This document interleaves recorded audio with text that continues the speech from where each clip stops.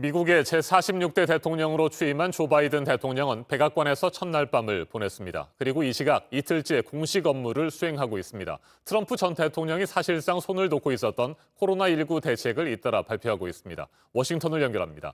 김필규 특파원, 최고 수준의 보안과 경계태세를 유지했던 워싱턴의 지금 상황은 어떤지 궁금합니다. 최근 며칠 동안 이렇게 높은 철제 펜스로 완전히 막혀 있었던 워싱턴의 봉쇄는 어느 정도 이제 풀렸습니다. 그래서 시민들도 어느 정도는 지금 돌아다닐 수 있는 그런 상황인데요. 아직도 일부 지역은 교통이 좀 통제돼 있는 상태입니다. 대략 10km 정도 되는 내셔널몰과 의회 주변을 꽁꽁 감쌌던 철제 펜스와 콘크리트 바리케이트는 이제 현장 철거 작업이 진행되고 있습니다. 근데 워낙 많이 설치돼 있어서요. 관계 당국에서는 이를 모두 치우는데 36시간 정도 걸릴 걸로 보고 있습니다. 여전히 상당한 숫자가 남아 있는 셈입니다. 지금 보면은 이제 주 방위군과 경찰 병력들이 조금 아직 많이 남아 있는데요. 취임식을 지키기 위해 모였던 주 방위군 2만 5천 명 중 6천 명 정도는 한동안 이곳에 남아 있을 계획이라고 합니다. 지난 6일 폭동이 있었던 의사당에서는 검문을 강화하는 조치를 계속 유지하고 있는데요. 취임식은 끝났지만 워싱턴이 그 이전의 모습으로 돌아가는 데는 시간이 상당히 걸릴 거라는 이야기가 나옵니다. 네, 바이든 대통령은 어제 취임식 당일에도 여러 건의 행정명령을 발동했습니다. 오늘도 다양한 정책들을 잇따라 내놓고 있다고요? 어제 백악관에 들어가자마자 파리 기후협약과 세계보건기구 WHO에 복귀를 하고 또 연방시설에서 마스크 착용을 의무화하는 행정명령을 내렸죠. 그 밖에도 경제대책, 또 인종평등, 이민 문제 등 앞으로 주제별로 정책을 내놓을 예정인데요. 앞으로 열흘간 서명을 할 행정조치가 53건에 달한다는 보도도 있습니다. 오늘은 코로나19 대책에 초점을 맞췄는데요. 직접 들어보시죠.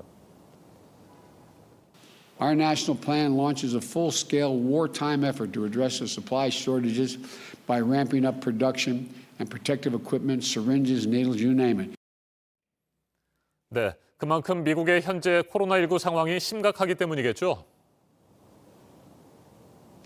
존스 홉킨스 대에 따르면 취임식이었던 20일 기준으로 하루 코로나19 사망자가 4,377명이었습니다. 팬데믹이 시작된 이후 두 번째로 많은 하루 수치인데요.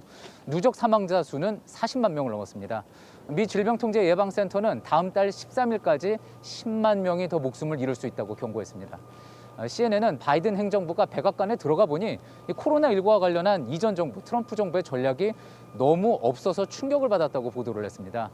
우선 바이든 대통령은 그간 권고사항이었던 입국 시 외국에서 이제 비행기를 타고 들어올 때 입국 시 자가격리를 의무로 바꾸고 또 도착해서뿐 아니라 비행기를 출발하기 전에도 코로나19 검사를 받게 하겠다고 밝혔습니다. 네, 새 내각에 대한 인준 절차는 계속해서 진행되고 있습니다. 바이든 정부의 대외 정책 방향도 보다 선명하게 드러나고 있습니까? 앞서 블링컨 국무장관 지명자가 인준청문회에서 중국에 대해서 강경한 대응을 이어가겠다 이렇게 밝힌 바가 있죠. 제닛 옐런 재무장관 지명자도 청문회를 앞두고 서면 답변서를 냈는데 중국의 1대1로 정책에 맞서기 위한 국제적인 파트너십을 강조했습니다. 그러니까 중국의 불법 보조금이나 지식재산권 침해 등에 대해서 공동 대응을 하자는 겁니다. 또 외국과 자유무역 협정을 서두르진 않겠다고 해서요. 당장 환태평양 경제 동반자 협정, 트럼프가 탈퇴했던 TPP에 복귀하지는 않을 것 같다는 전망도 나오고 있습니다. 지금까지 워싱턴에서 JTBC 김필규입니다.